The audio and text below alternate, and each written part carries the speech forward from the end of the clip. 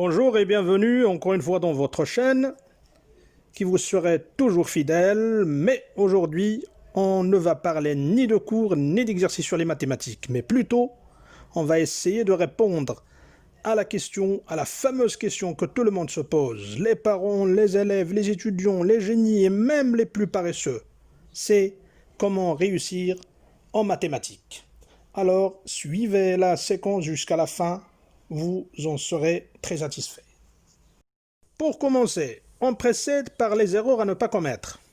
Alors la première de ces erreurs, c'est l'absence. La matière des mathématiques, c'est une chaîne de cours dépendant les uns des autres. Et cette dépendance, elle est progressive, c'est-à-dire qu'on ne peut pas comprendre un chapitre en mathématiques sans avoir compris le chapitre qui le précède. Et n'importe quelle petite lacune dont le parcours général de mathématiques risque de gâcher toute la suite. Donc attention et attention à l'absence. Deuxième erreur à ne pas commettre, en mathématiques, c'est le travail en groupe. Alors c'est déconseillé de travailler en groupe en matière de mathématiques. C'est une tâche qui nécessite un optimum de concentration. Et comme vous le savez, une petite ou une fausse intervention d'un collègue ou d'un camarade quand on est en groupe, il peut facilement dévier tout le reste au débordage, c'est-à-dire hors du sujet et hors de ce qu'on est censé travailler. Donc, quand on veut travailler sérieusement en mathématiques, on doit travailler seul, ou bien avec quelqu'un qui connaît plus que nous en titre de matière pour que l'un écoute et l'un explique. Troisième erreur, c'est la peur. Il ne faut jamais avoir peur de la matière des mathématiques. Parce que, comme tous les autres énigmes de la vie, quand on a peur de quelque chose, on ne fait jamais l'effort pour pouvoir le conquérir. Et on est toujours prêt, au contraire, à accepter la défaite. C'est la même chose pour les maths. Donc quand on dit que c'est insurmontable, c'est difficile, ça le serait réellement et on n'arrivera jamais à faire un bon rendement dans les mathématiques. La quatrième erreur, c'est de confondre la matière des mathématiques avec d'autres matières qu'on peut apprendre par cœur. Au contraire, en maths, la quasi-totalité de son contenu peut se prouver et se démontrer. Donc, travailler en maths avec le principe qui dit c'est toujours mieux de comprendre que d'apprendre par cœur. Donc, apprendre par cœur, c'est déconseillé en mathématiques et ça ne donne pas de bons résultats. Évitez-le. La cinquième erreur, c'est le téléphone. Malgré que c'est devenu indispensable dans toute notre vie quotidienne, y compris la vie estudiantine bien sûr, le téléphone c'est interdit quand on veut faire un travail sérieux aux mathématiques. On peut se servir d'une calculatrice mieux que de se mentir avec soi-même que le portable peut nous servir pour faire des calculs ou quelque chose comme ça. Le téléphone, ça peut vous servir pour faire des recherches, oui, on est d'accord, mais quand on veut se pratiquer, quand on veut pratiquer ses connaissances en mathématiques, c'est mieux de vous débarrasser de votre ami éternel, le téléphone. La sixième erreur à ne pas commettre, et même c'est peut-être la plus dangereuse des autres, c'est de croire qu'il y a des recettes ou bien des clés miraculeuses qui peuvent vous aider à réussir en mathématiques sans faire beaucoup d'efforts. Alors, vous allez me dire que je suis en train de commettre une sorte de paradoxe. Les gens qui disent à ne pas croire en des recettes miraculeuses, eh bien, font des vidéos pour dire aux gens comment réussir en mathématiques. Eh bien, moi, je ne vais pas vous dire que vous pouvez réussir sans travailler ou sans faire beaucoup d'efforts. C'est là la différence. Moi, je vous donne une recette où il y a beaucoup de travail. Et bien sûr, vous en aurez de bons résultats. Mais les gens qui peuvent vous dire, par exemple, voilà comment gagner des notes, même si je n'ai pas compris, voilà comment réussir les mathématiques en quelques jours, voilà comment faire à la dernière minute, alors ne croyez jamais ça, quelle que soit la nature et l'image de la propagande. Il n'y a pas de recette miraculeuse en mathématiques. C'est tout un travail continu et régulier qui peut vous donner de bons résultats en mathématiques. La dernière erreur à ne pas commettre, c'est de croire en ses collègues et ses camarades qui vous disent que les mathématiques, c'est une matière très difficile et c'est pas facile d'en réussir, et cela dès les premiers jours de la scolarité. Alors évitez ce genre de camarades et même ce genre de relation. Parce que celui qui peut oser vous dessiner la vie en noir dans un état peut le faire dans tous les autres états de votre vie personnelle.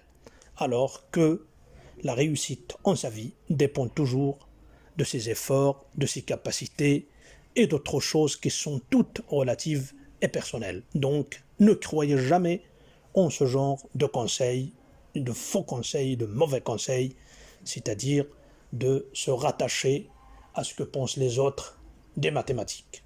Attention, malgré que c'est peut-être la plus courante de ces erreurs, mais il faut l'éviter. On passe maintenant aux conseils à suivre pour que vous puissiez réussir en mathématiques. Le premier de ces conseils, la première chose à faire, c'est être à jour. Être à jour, ça veut dire quoi? C'est suivre la progression des cours avec votre prof de mathématiques en faisant des exercices d'application juste après chaque séance de cours. Et cela va vous aider à actualiser la retenue de vos connaissances en mathématiques. Alors ça, c'est le premier conseil. Ne laissez jamais la leçon jusqu'à ce qu'elle devienne froide dans votre esprit. Alors, essayez de pratiquer bien ce petit conseil et vous verrez très bien que c'est très intéressant et c'est très efficace. Le deuxième conseil, maintenant, c'est aimer les mathématiques. On a dit de ne pas commettre l'erreur d'avoir peur des mathématiques. Alors maintenant, c'est conseillé, c'est très important d'aimer les mathématiques et même de les faire aimer aux autres. Parce que quand on change de vue sur la matière, c'est déjà le premier pas pour faciliter cette conquête de mathématiques. Alors, pour aimer les mathématiques, il suffit de voir le côté positif de cette matière. Dire par exemple que c'est la matière la plus logique des autres, c'est la plus exacte des autres. Dire aussi que ça ne demande pas beaucoup d'efforts. Ce n'est pas une matière où on doit apprendre beaucoup de choses, mais plutôt les comprendre, comme on a dit. Donc, c'est très très important. Il faut voir le côté positif, le côté plein du verre, comme on dit. Et dire par exemple que les mathématiques, ça sert à tout le monde dans la vie quotidienne. Et c'est indispensable pour toute notre vie. Et donc, ça vous facilitera, et vous allez voir que ça vous facilitera d'en faire le défi de la conquérir, la matière des mathématiques. Le troisième conseil, c'est de faire des mathématiques un ami quotidien. C'est-à-dire, faites des mathématiques l'une de vos routines quotidiennes. Essayez de travailler un petit peu de maths chaque jour. Et vous allez voir que votre esprit sera bien intégré avec cette matière. Et vous allez voir que cette matière ne va pas vous coûter beaucoup d'efforts que comme lorsque vous laissez accumuler ces fardeaux jusqu'à la dernière minute. Alors, essayez bien ce conseil aussi et vous allez voir que ça va vous donner de bons résultats. En quatrième conseil, c'est essayer de donner aux mathématiques les moments de bonne humeur, c'est-à-dire travailler les mathématiques quand vous êtes en bonne humeur.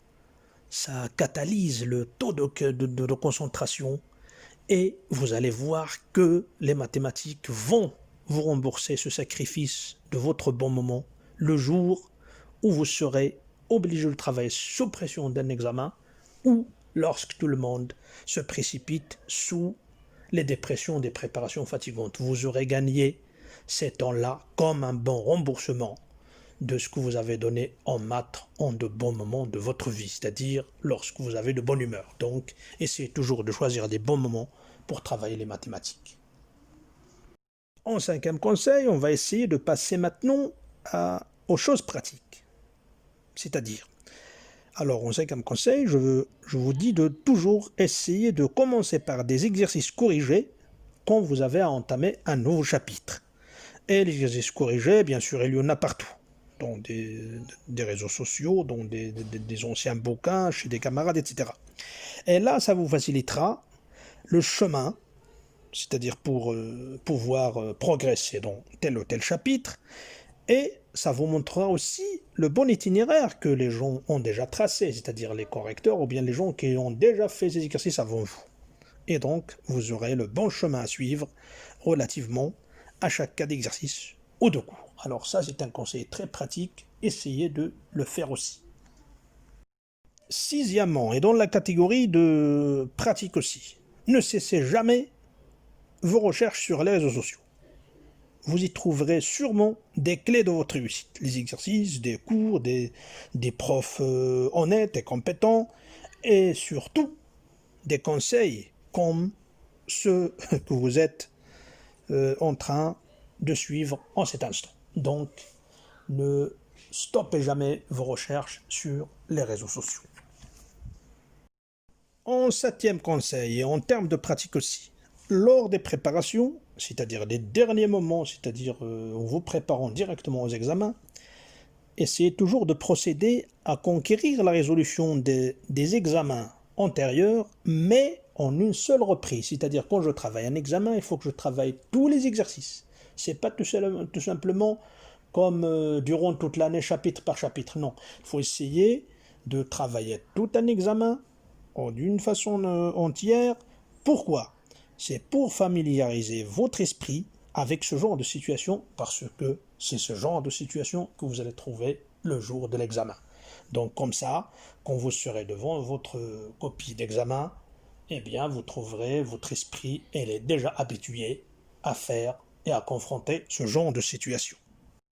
Et pour finir, après avoir cité les 7 erreurs à ne pas commettre, les 7 conseils à suivre, eh bien, je vous conseille, encore en titre de pratique, le jour de l'examen, ne commencez jamais par des exercices où il y a beaucoup de calculs.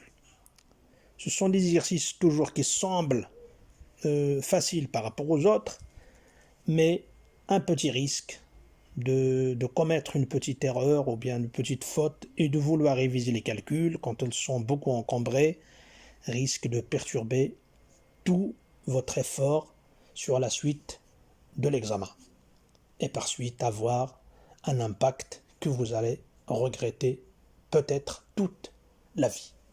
Alors, bon courage et bonne chance et on souhaite que on a bien apporté une nouvelle valeur ajoutée sur votre intention et votre impression à propos de la matière des mathématiques.